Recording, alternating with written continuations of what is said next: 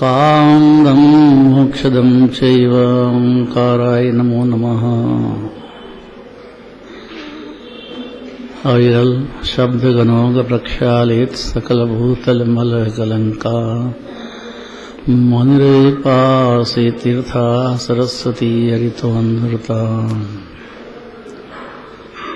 अज्ञानतिमिरान्धनां ज्ञानाञ्जनशलाकया चक्षुरं येनितं येन तस्मै श्रीगुरुवे नमः। परमपूज्याय गुरुवे नमः।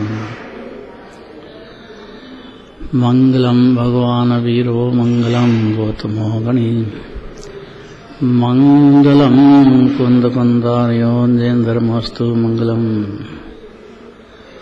नमः समय साराय स्वानुभूत्या चकास्ते चित्स्वभावाय भावाय सर्वभावान्तरचते।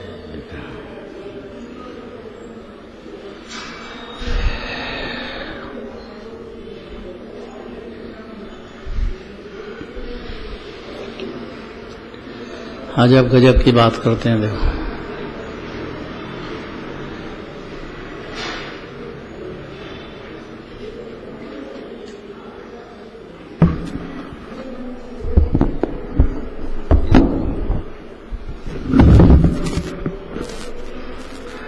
केवली के वचनों की परीक्षा करने में मति शुद्ध ज्ञानी असमर्थ है। गजब बात है। जीव के पास तो मति शुद्ध ज्ञान है, अवधि ज्ञान होने परिज्ञान तो है नहीं। तीन लोक में हर जीव के पास मति शुद्ध ज्ञान है। 336 पर्याय तो भेद तो मति ज्ञान के हैं और शुद्ध ज्ञान तो 12-14 पूर्व सब शुद्ध ज्ञान में आ गया। और हर जीव के पास मति शुद्ध ज्ञान मौजूद है, अनादि से है, अनंत काल तक रहने वाला है। और मोक्ष मार्ग में, सुखी होने के मार्ग में सिर्फ मति शुद्ध ज्ञान की जरूरत है और हर जीव के पास है। गजब बात है। फिर क्यों चार गति भटक रहा है? फिर दुख क्यों है पर्याय में? सुख का समुद्र है तो मोक्ष उसका निवास स्थान है शाश्वत, तो चार गति में क्यों भटक रहा है जीव? मति शुद्ध ज्ञान तो सब जीव के पास है। कि केवली के वचनों की परीक्षा करने में मति शुद्ध ज्ञान असमर्थ है और हर जीव के पास तो मति शुद्ध ज्ञान ही है। और वह असमर्थ है तो फिर कैसे आत्मा जाने, कैसे 7 तत्व जाने, कैसे 6 द्रव्य जाने, कैसे 14 गुण स्थान जाने, मार्गना स्थान जाने, जीव स्थान जाने, कहाँ कहाँ जीव है, कैसे जानेगा? यहाँ तो कह रहे कि असमर्थ है। असमर्थ है कि समर्थ है?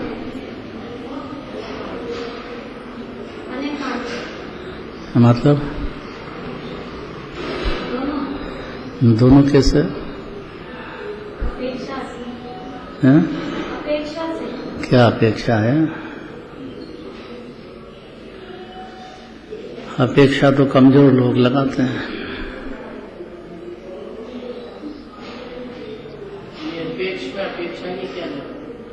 हाँ, ये बात सत्य है कि जीव निरपेक्ष है। ये बात भी सत्य है कि उसकी पर्याय में राग देश चल रहे हैं और 10वें गुण स्थान तक चलेंगे। कोई इतने सज्जन नहीं है वो कि भाग जाएंगे। महा दुर्जन है राग देश। आग है राग, लेकिन उसी में डूबा हुआ अनादि काल से। ये बात भी सत्य है, नहीं तो 84 लाख योनियों का परिभ्रमण दुख में क्यों गया जीव का?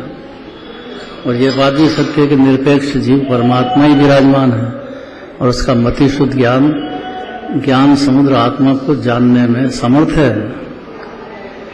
अजब गजब की बात है। देखो, ये 2 बात समझना चाहिए, इसके लिए गाथा कहते हैं। पढ़ो।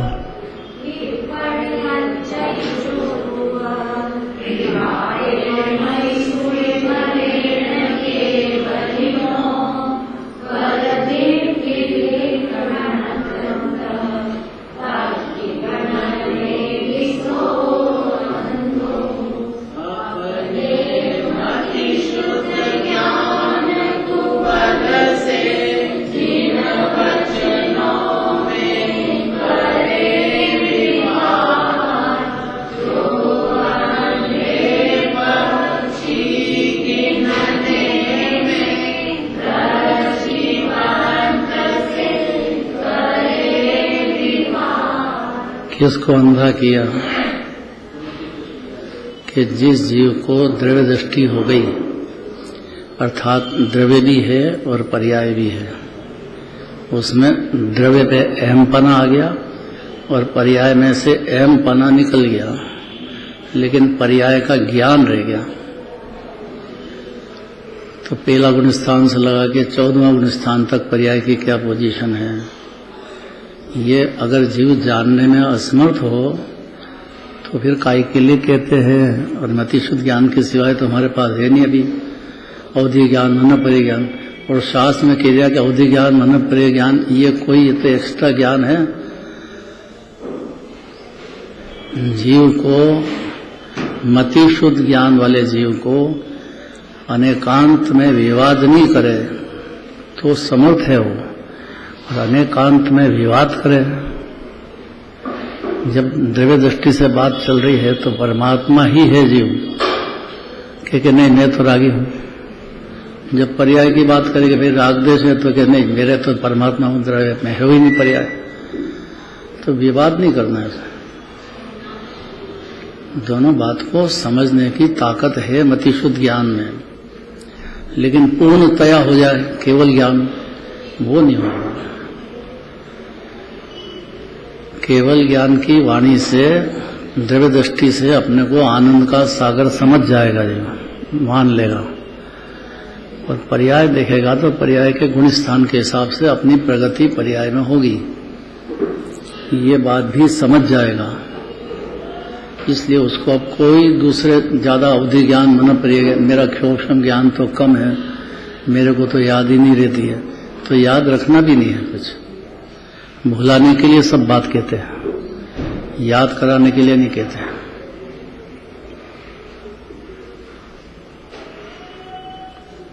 कितनी कठिन बात चल रही है। प्रश्न ये है कि जब असमर्थ है तो फिर हम क्या करें। देखो, हे भगवान, जो मनुष्य मति शुद्ध ज्ञान के बल से आप केवली के वचनों में विवाद करता है, उसकी तकलीफ है। यहाँ केवली के वचनों को समझने की जरूरत है। नहीं समझ में आता है तो 1000 बार प्रश्नोत्तर करो, बारंबार अभ्यास करो, और मन में करो। ज्ञानाभ्यास करे मन माही, तो वो मोह रूपी शत्रु अनादिकाल का है, जो उसका है ही नहीं द्रव्य, उसको अपना मानता चला गया। जो उसको मति शुद्ध ज्ञान अगर विवाद नहीं करेगा तो समझ लेगा, और विवाद करेगा तो नहीं समझेगा। इसलिए निश्चयाभासी व्यवहाराभासी के झगड़े मंदिर में नहीं चलना चाहिए। बैठेंगे तो दोनों ही शास्त्र सुन लें। एक विद्वान थे, वो समझ जाते कि मुमुक्षु मंडल का मंदिर है तो या तो निश्चय की बात करो, समय सार से कम की बात ही नहीं करना है।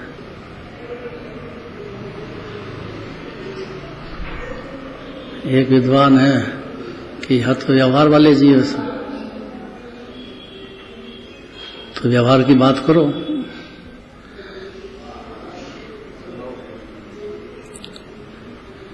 तो निश्चय व्यवहार वालों का झगड़ा है कि झगड़ा मिटाने की बात है? हाँ, लेकिन इसी में अगर झगड़ा करे, इसलिए 84 लाख योनि का परिभ्रमण बंद नहीं हो सकता है। जीव को नहीं समझ में आता है तो समझने की ताकत है मतिशुद्ध ज्ञान में, ऐसा केवल ज्ञानी परमात्मा कहते हैं। कहना क्या है कि द्रव्य दृष्टि से जीव आनंद का सागर है, ये बात समझ सकता है मतिशुद्ध ज्ञान से। और पर्याय में राग देश हो रहे हैं, भाव कर्म से द्रव्य कर्म बनते हैं, द्रव्य कर्म से नो कर्म है, तो ये शरीर आदि ऐसे नहीं मिल गए हैं। पहले जन्मों में जीव ने कोई अच्छे भाव कर लिए पुण्य के, इसलिए मनुष्य गति में आ गया है और दिगंबर धर्म में आ गया है, कोई की मेहरबानी से नहीं आया है। अब इसमें विवाद क्या करना है?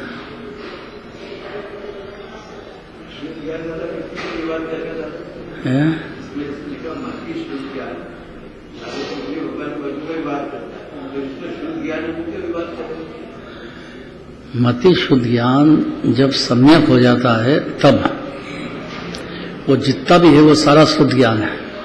सम्यक दृष्टि का जितना भी ज्ञान है वो सब शुद्ध ज्ञान हो जाता है। मति शुद्ध ज्ञान में समझने की ताकत है, इसके लिए मेरा क्षोभम कम है, मेरे को याद नहीं रहता है, ऐसा करके अपने को ढीला नहीं करना है। मैं ये समझ ही नहीं सकता हूँ, मेरे को कोई गुणस्थान वगैरह कुछ पता नहीं लगते हैं, मैं तो भगवान की भक्ति करता हूँ, बस इससे आगे मेरे को कुछ याद नहीं है। अच्छी बात है, भगवान की भक्ति करो, पुण्य भाव होता भी है, और दिनवाणी सुनेगा विनय से तो आगे समझने का मौका भी है, इतना तो है। लेकिन विवाद करे, मंदिर में आके लड़ाई झगड़ा करे, वो जीव लायक नहीं रहेगा। यहाँ समझने का काम है, और जीव की मति शुद्ध ज्ञान की ताकत है ऐसी, लेकिन पूर्ण रूप से जाने वो केवल ज्ञानी का काम है। जैसे पिछला जन्म आप कहाँ थे तो ये नहीं बता सकता है, अगला जन्म कहाँ होगा तो ये भी नहीं मालूम उसको, उसका मति शुद्ध ज्ञान इतना नहीं बता पाएगा। लेकिन तर्क से समझेगा तो सही कि अगला जन्म तो होगा ही, इसलिए विवाद नहीं करेगा कि भाई होगा तो सही, अब एक जन्म हो कि 10 जन्म हो ये भगवान जाने, वैसा होएगा।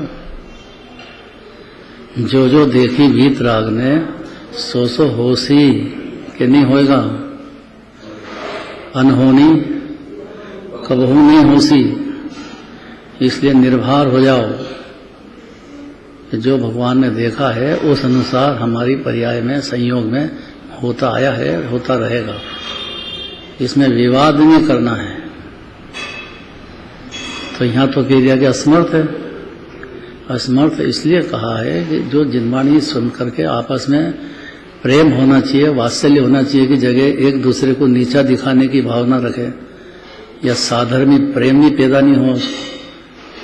ये कोई छोटी मंडली थोड़ी है जो शास्त्र सुन रहे हैं, भगवान के दर्शन, ये तो मोक्ष जाने वाले जीव हैं।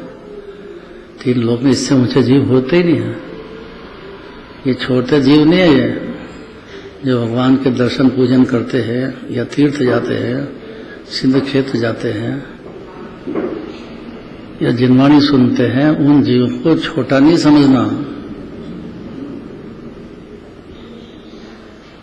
देखो हे भगवान, जो मनुष्य मति शुद्ध ज्ञान के बल से आप केवली के वचनों में विवाद करते हैं,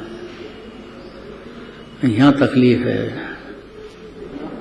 जो मनुष्य वो मति शुद्ध के बल से चोरी का, उसकी जब तक उल्टी बुद्धि है ना, अनेकांत नहीं समझता है द्रव्य पर्याय को, तब तक उसकी उल्टी बुद्धि में विवाद करेगा ही।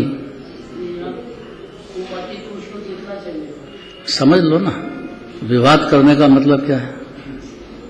सारे ज्ञानियों का, केवल ज्ञानियों का एक मत है, हर अज्ञानी का अलग अलग मत रहेगा, इसलिए वो विवाद करेंगे ही करेंगे। घर में पति पत्नी है, वो के पंखा चला, वो के मेरे को नहीं चलाना है, अब क्या करेंगे, रहना तो घर में है, एडजस्ट करना पड़ता है ना, कि लड़ाई करें। घरवाली तो नहीं बदलेगी, वही रहेगी, लड़ाई करे तो भी वही है, नहीं करे तो भी वही है, तो अब क्या करें, एडजस्टमेंट करो। इसलिए केवली की वाणी में, जिनवाणी में एडजस्टमेंट करो कि भैया द्रव्य की बात है, ये पर्याय की बात, झगड़ा मत करो, नहीं तो जिनवाणी का कोप होएगा उसको।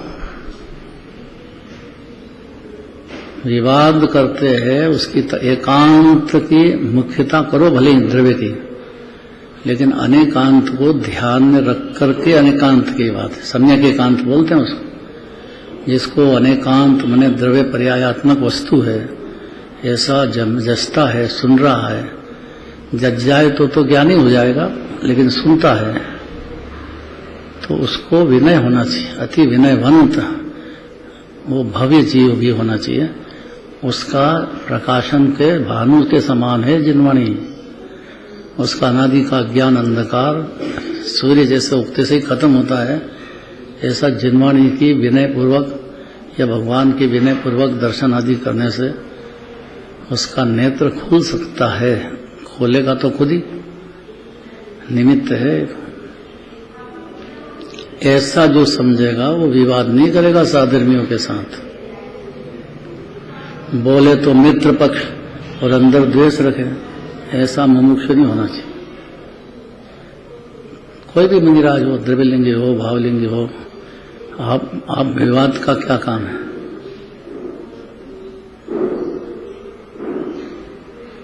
कि साहब नोए ग्रेग अनंत बार चले गए, आत्मज्ञान नहीं हुआ, तो नहीं हुआ तो हो जाएगा, वो उनकी जाने। विवाद का क्या काम है? लड़ाई झगड़े का क्या काम है? आप तो द्रव्यलिंगी हो तो भी उनकी भक्ति करना है, पूजन करना है, भावलिंगी हो तो भी करना है।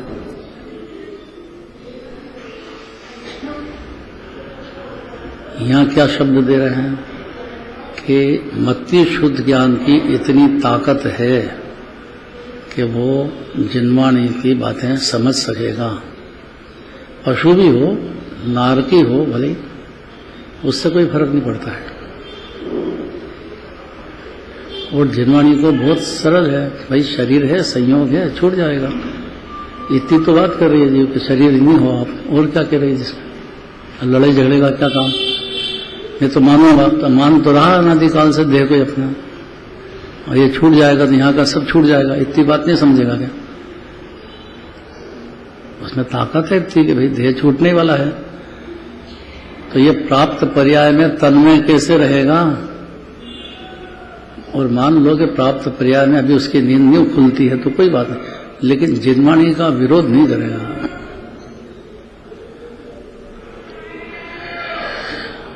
और जीव ने अनादि से विरोध किया है, इसलिए उसको समझाना चाहते हैं आचार्य परमात्मा पद्मानंदी आचार्य। हे भगवान, जो मनुष्य मति शुद्ध ज्ञान के बल से आप केवली के वचनों में विवाद करता है, झगड़ा करता है, शंकादि रखता है, संशय रहित नहीं होता है, वो अनेकांत समझता नहीं है।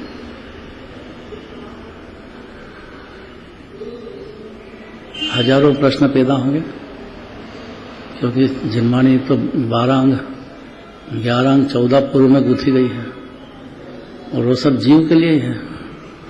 आत्मज्ञान होने पर वो सब समझ लग जाएगा। यहां तक समझ लो कि 12 अंग पढ़ लिए उसने,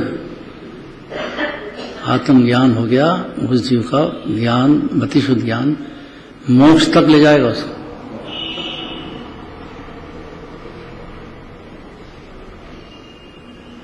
समझना कितना है कि पाप भाव और पुण्य भाव दो ही आग है।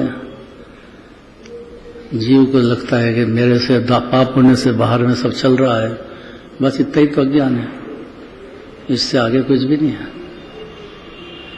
अब जिनवाणी कह रही है कि 6 द्रव्य स्वतंत्र है, तो जीव को गंभीरता से इस बात को लड़ाई झगड़ा नहीं करना चाहिए। भाई रोटी बनाती नहीं है तो लड़ाई झगड़ा करेगा? बनाती है कि नहीं बनाती? ऐसे घबरा क्यों रहे हो? अब इसके प्रश्न पूछना चाहिए, कैसे नहीं बनाते? कुंदाचार्य ने जवाब दिया है कि कुमार घड़ा बनाता नहीं। अरे कुमार के बिना घड़ा बनता नहीं है, कि ये बात सही है कि कुमार का निमित्त होता है, उसके हाथ का कंपन और बनाने का राग ये होता है उसकी पर्याय में, इतना तो सत्य है। लेकिन वो उद्गल परमाणु का पिंड है घड़ा, वो ऑटोमेटिक व्यापक उसमें मिट्टी है। आत्मा का राग या उसका ज्ञान उसमें व्यापक नहीं होता है, इसलिए कुमार घड़ा बनाता नहीं। इस बात को सब जगह लगा लो। अब इसको समझने की जरूरत है तर्क से। जीव का क्या कहना अनादिकाल से, यानी कुमार ही घड़ा बनाता है। बताओ आज तक बनाए क्या उसके बिना? आचार्य का कहना है कि भाई उसके बिना नहीं बना। ये तुम जो कह रहे हो ये बात एक अपेक्षा से तो है, लेकिन बिना मिट्टी के घड़ा बना के आज तक, और उसमें व्यापक कौन है? अंतर में बाहर में सब जगह मिट्टी मिट्टी है, वो तो मिट्टी की बनी हुई है। उसमें आत्मा का ज्ञान कहाँ है, दर्शन कहाँ है, चारित्र कहाँ है, सुख कहाँ है, वीर्य कहाँ है? आत्मा का तो कुछ भी नहीं उसमें। बस इतनी सी भ्रांति है जीव को, इससे ज्यादा कोई भ्रांति नहीं, यही मिथ्यात्व है। इसीलिए चार गति भटक रहा है बेचारा कर्ता बुद्धि में। आचार्य का कहना है, बड़े प्रेम से समझना ये बात, कि मति शुद्ध ज्ञान जो है उसकी ताकत बहुत है। बस खाली जिन वचनों में उसको समझ में नहीं आएगा, ये बात तो सही है, लेकिन विवाद नहीं करेगा तो सब लगेगा। लड़ाई झगड़ा नहीं करना, सोचना चाहिए, अपने बारे में तर्क सुनना चाहिए, जिनवाणी के न्याय से विचार करना चाहिए। देखो, जिसकी दृष्टि अत्यंत तीक्ष्ण है अर्थात गंभीर है, अर्थात वो अमूर्तिक आत्मा को मूर्तिक से भिन्न समझ गया है, वो तो विवाद नहीं करेगा। लेकिन जब तक नहीं समझा है तब तक क्या करें, कि तब तक उसको विवाद संशय दूर करने का जिनमाने की विनय इतनी है कि वो संशय दूर कर ले, करेगा तो ज्ञानी हो जाएगा। तो संशय दूर जब ही करेगा ना, जब बैठेगा, तर्क सुनेगा, अपने उल्टे तर्क देगा। ये तो ऐसे न्याय से बात होगी साहब। जो अकलंक देव ने लिखा है तत्वार्थ राज वार्तिक, अकलंक देव है ना, अकलंक निकलंक वाले, उनका बहुत बड़े विद्वान हुए हैं अकलंक देव। बौद्ध गुरु को हरा दिया, विवाद में हरा दिया। तब से ये बौद्ध मत बाहर चला गया, इंडिया के, जापान में उधर चला गया, इधर से भाग ही गया वो। न्याय शास्त्र के बहुत बड़े विद्वान हुए हैं निकलंक अकलंक देव। निकलंक ने तो बलिदान दिया है जिनवाणी के लिए, देह छोड़ दी। उनको अंदर भावना थी कि जिनवाणी सिवाय जीव का कोई इलाज तो है नहीं, ये तो भटकते रहेगा दुखी दुख में। फिर क्या करें, हमारे तो मति शुद्ध ज्ञान है कि भाई ज्ञाति शुद्ध ज्ञान है, उसकी ताकत अपरंपार है और वो संशय तोड़ सकता है, विमोह तोड़ सकता है, विभ्रम तोड़ सकता है, इतनी ताकत है उसमें। तो कैसे टूटे कि बस जिनवाणी से विवाद नहीं करना, एक जगह छोड़ दो आप। अच्छी दृष्टि वाले मनुष्य के द्वारा आकाश में की गई पक्षियों की गणना में अंधे व्यक्ति के समान संशय करता है जीव। कि गणना करो तो एक जना कहेगा कि इसमें तो 500 पक्षी है, एक कहेगा 1000 पक्षी है, वो गिन तो सकता नहीं, तो उड़ रहे हैं। लड़ो दो जने, वो कहेगा नहीं इतने, वो कहे अरे तुम्हारी ताकत ही नहीं गिनने की। दृष्टिवंत जिसको दिख रहा है वो कहेगा उतना मान लो, कम से कम संशय दूर कर लो। जिनकी दृष्टि अत्यंत तीक्ष्ण है, ऐसा कोई मनुष्य आकाश में उड़ते हुए पक्षियों की गणना करे तो उस समय पास में बैठा हुआ कोई अंधा पुरुष, क्या बढ़िया बात है। हम जिसकी आंखें नहीं चल रही है, उल्टी दिख रहा है, तो वो लड़ाई झगड़ा करेगा अंधा पुरुष, उन पक्षियों की गणना में विवाद करे तो उस अंधे का विवाद करना निष्फल है। कि तेरे आंख ही नहीं हो रही है, दिख ही नहीं रहा तेरे को, तो तेरे को क्या करें। ऐसा अज्ञान अंधकार में अनादिकाल से चला रहा है, उसको सूझता ही नहीं है। उसकी ताकत तो है देखने की, लेकिन अब उसको पर को स्वयं देखने की आदत है अनादिकाल से, उसको अंधा कहते हैं। लेकिन उसकी दृष्टि आ सकती है, बशर्ते कि वो जिन वचन में शंका दूर करे, विवाद नहीं करे, लड़ाई झगड़ा नहीं करे। इतनी सरल बात है। देखो, उसके पास बैठा हुआ कोई अंधा पुरुष उन पक्षियों की गणना में विवाद करे तो उस अंधे का विवाद करना निष्फल है। उसी प्रकार है प्रभु, दृष्टांत दिया है। तो जैन धर्म मतलब समझना ही समझने का काम है, विवाद का काम नहीं है।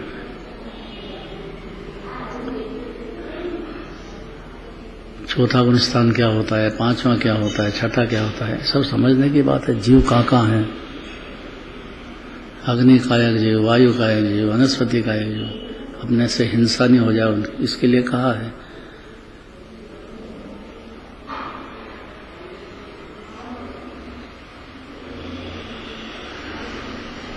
सुनिए जिन अरज हमारी, हम दोष किए अति भारी। अनादि से नहीं तो 84 लाख यानी परिभ्रमण करते हैं। हमसे बड़े बड़े बड़े भारी दोष हो गए हैं। अब वो दोष हमारे दूर हो, इसके लिए हम आपके पास आए हैं, क्योंकि आप निर्दोष परमात्मा हैं, तीन लोक के नाथ हैं। मुनिराज ने गंधर्व देव आपकी सभा में हाथ जोड़ के श्रोता है, आपके सुनते हैं। तो आपके सिवाय हमारे पास कोई इलाज तो है नहीं, कहाँ जाएंगे हम, इसलिए आपके पास आ गए हैं। तो क्या शर्त है कि आप ध्यान से सुनने की मेहनत करो, संशय निकालो, खूब प्रश्नोत्तर करो, लेकिन विवाद मत करो। कुशोत्ता नहीं है ये विवाद वाला, गंभीर मामला है, अनंत जन्म मरण का सवाल है। उसी प्रकार है प्रभु, कोई मति शुद्ध ज्ञानधारी आपके वचनों में विवाद करे, यहाँ ही झगड़ा है, तो उसका विवाद करना निरर्थक ही है, झूठा विवाद कर रहा है। क्योंकि जिन वचन कभी अन्यथा होते नहीं, जिन्हें भगवान को केवल ज्ञान है और उनने जो भी कहा है वो परम सत्य कहा है और वो जीव का हितकारी कहा है।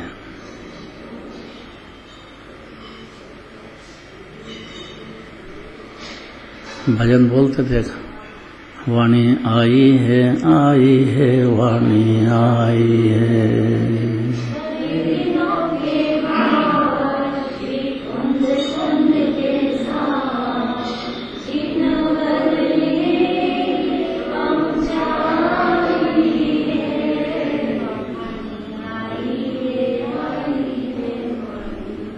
अब कुंदाचार्य कहो कि पद्मनंदी आचार्य कहो, एक ही बात है।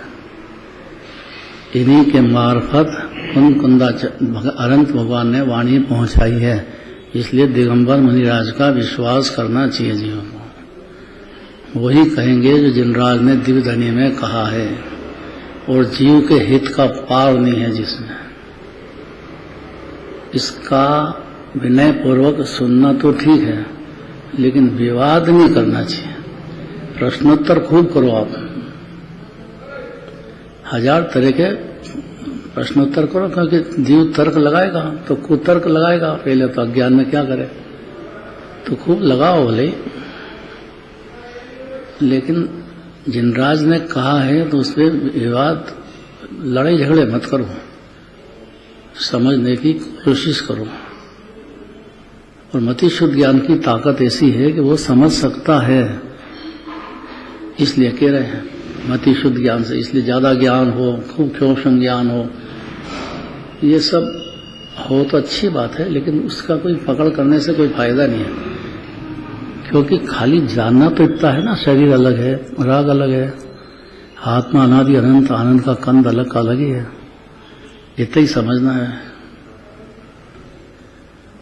आत्मा को भूल गया है तो जीव को अपना आत्मा दिखने लग जाए, इतना ही प्रयोजन है, और कुछ प्रयोजन है? फिर तो जीव खुद अपने को संभाल लेगा। तो विवाद अंधा मनुष्य करता, उसी प्रकार है प्रभु, मति शुद्ध ज्ञानधारी आपके वचनों में विवाद करे तो उसका विवाद करना निरर्थक ही है। क्यों? क्योंकि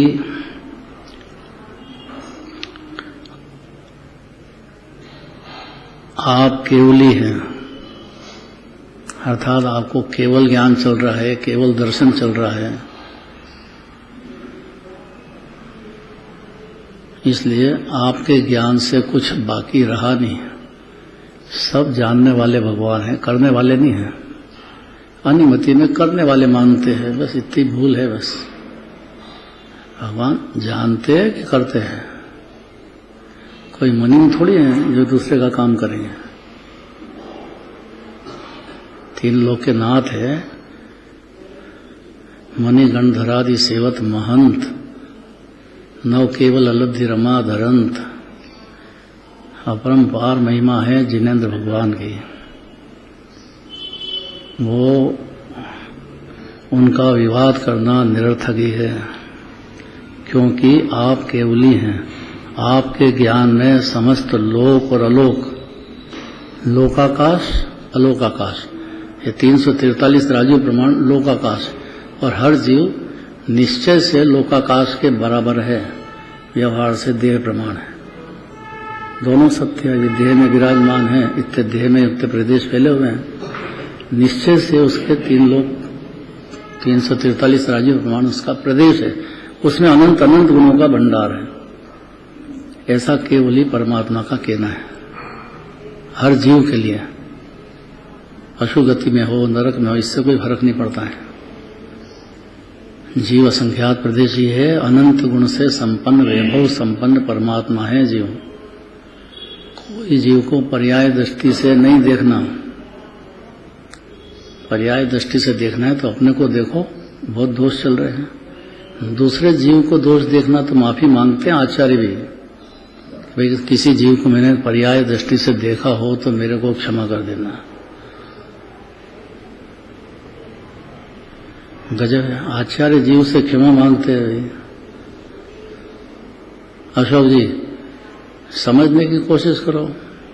1-2 जन्म का सवाल नहीं है, अनंत जन्म मरण का सवाल है। घोर संसार है, ये संयोग ज्यादा देर रहने वाला नहीं है। और है तो शांति क्या उसका? खूब संयोग रहे वो कुछ सुखी है क्या?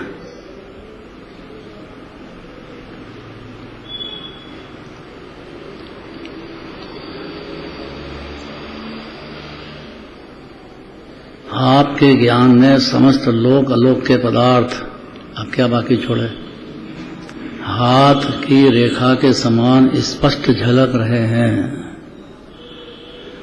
भावमंडल 7 भाव बता देता है। केवल ज्ञानी की तो बात क्या है कि जीव कहाँ कहाँ जाके आया है, कितने जन्म आगे होंगे, अभी कहाँ कहाँ हो गए, हर जीव के बारे में।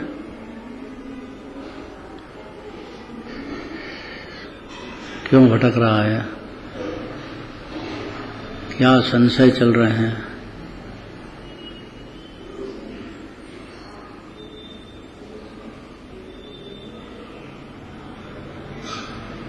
हाथ की रेखा के समान सब झलक रहे हैं। और प्रतिवादी मनुष्य के पास अल्प ज्ञान होने से, अब जो प्रतिवादी है माने मति शुद्ध ज्ञान वाला है अभी, लेकिन वो केवल ज्ञानी के सामने उसकी सामर्थ्य क्या है मति शुद्ध ज्ञान की, थोड़ा ही जान पाता है बेचारा। तो अल्प ज्ञान होने से उसकी वैसी सामर्थ्य नहीं है। केवल ज्ञानी परमात्मा को तो झलक रहे हैं, और प्रतिवादी मनुष्य के पास अल्प ज्ञान होने से उसकी वैसी सामर्थ्य नहीं है। इसलिए अति विनयवंत होकर के केवल ज्ञान की भगवान की वाणी को हृदय में जगह देना चाहिए और संशय तोड़ना चाहिए। ज्यादा डेढ़ अकल नहीं समझना अपने को, अति विनयवंत होना चाहिए। अगली गाथा देखो, प्रभु के नयों की को नए वादियों पर विजय होती है। पढ़ो।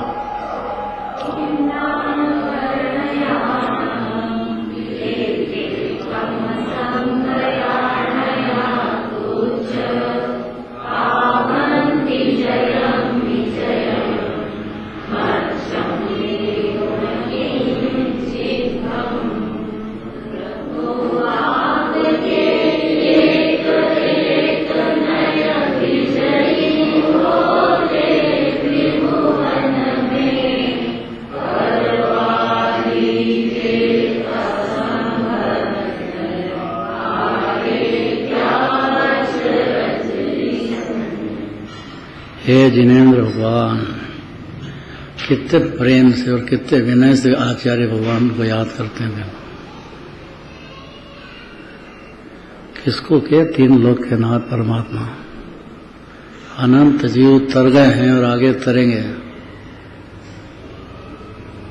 हे जिनेंद्र भगवान, आपके नए परस्पर में संबंध नहीं रखने वाले भिन्न भिन्न ऐसे परवादियों के नए अर्थात कुनय रूपी बेरियों के मध्य तीनों जगत में विनय को प्राप्त होते हैं। अर्थात तीन लोक में विजय को प्राप्त होते हैं। इसमें विनय लिखा है, इसमें विनय लिखा है, इस प्रिंट है। दोनों बात लेना है, दोनों बात लेना चाहिए। विनय को भी प्राप्त करना चाहिए, क्योंकि अन्यवादी जो है उनकी कौन सुनता है। और दिगंबर मुनिराज भी अत्यंत विनय पूर्वक जिनवाणी सुनते हैं, समोषण में बैठते हैं, भारी विनयवंत होते हैं।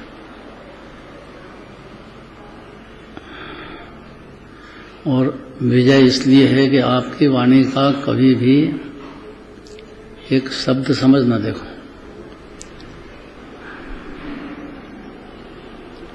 अविरोध, जो जिनवाणी में नए कहे हैं, अनंत अनंत नए हैं, लेकिन एक नए से दूसरे नए का विरोध नहीं होएगा। परस्पर अविरोध वाणी है।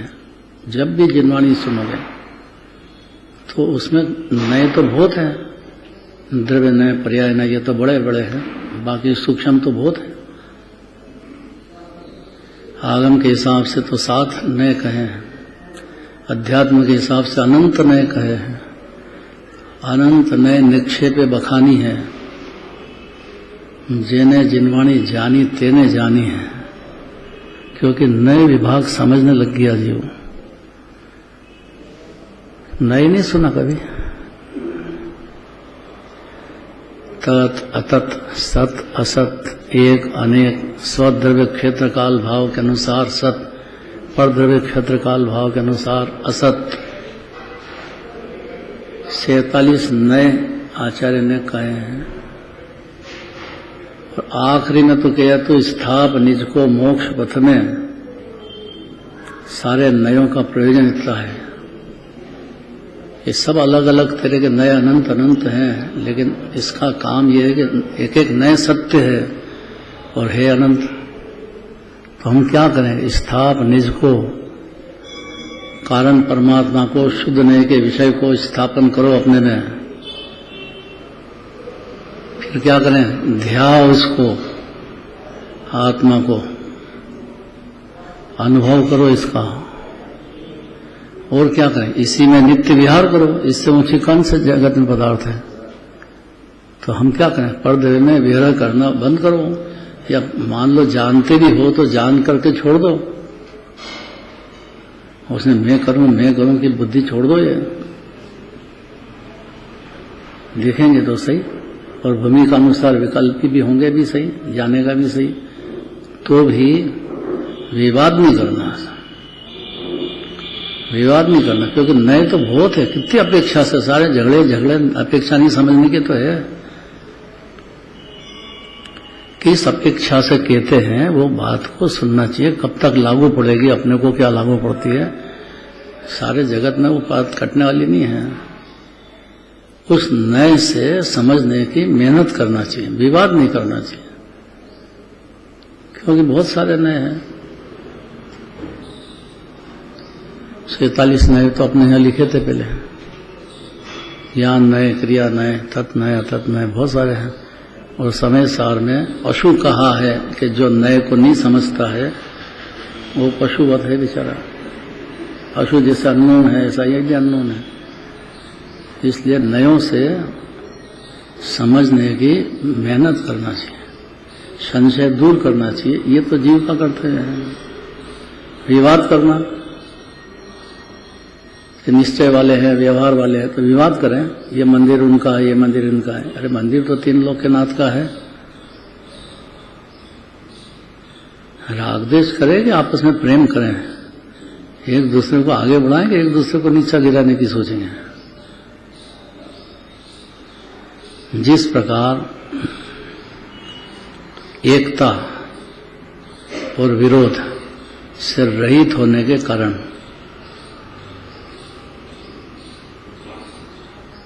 पराक्रमी योद्धा शीघ्र ही शत्रु पक्ष को जीत लेता है। शत्रु पक्ष कौन है यहाँ? कि शत्रु पक्ष मोह है, दर्शन मोह और चारित्र मोह।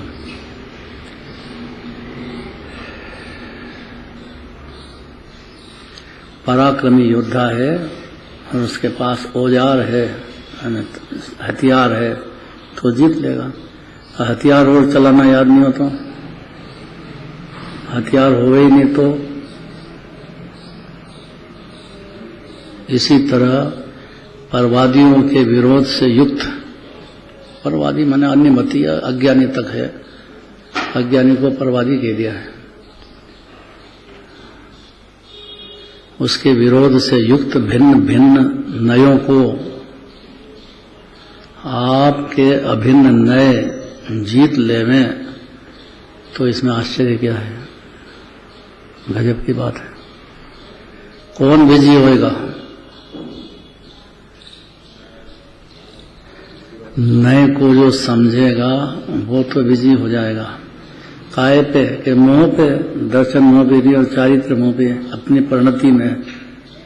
और दूसरे को तो एक अनेकांत वाला नहीं जीत लेता है। दूसरे को जीतने की बात ही क्या है? उसमें कोई बड़ी भारी बात नहीं है। उसी प्रकार इसमें क्या आश्चर्य? अर्थात कुछ भी आश्चर्य नहीं है।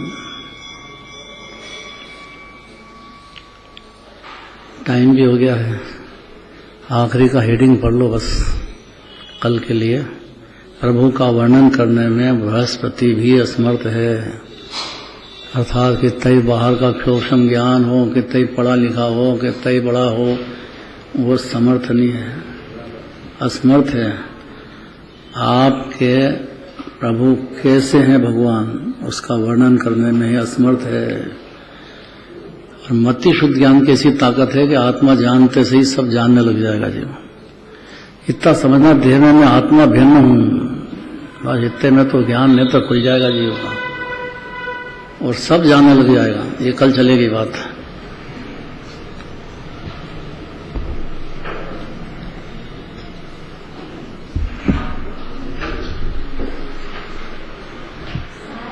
जो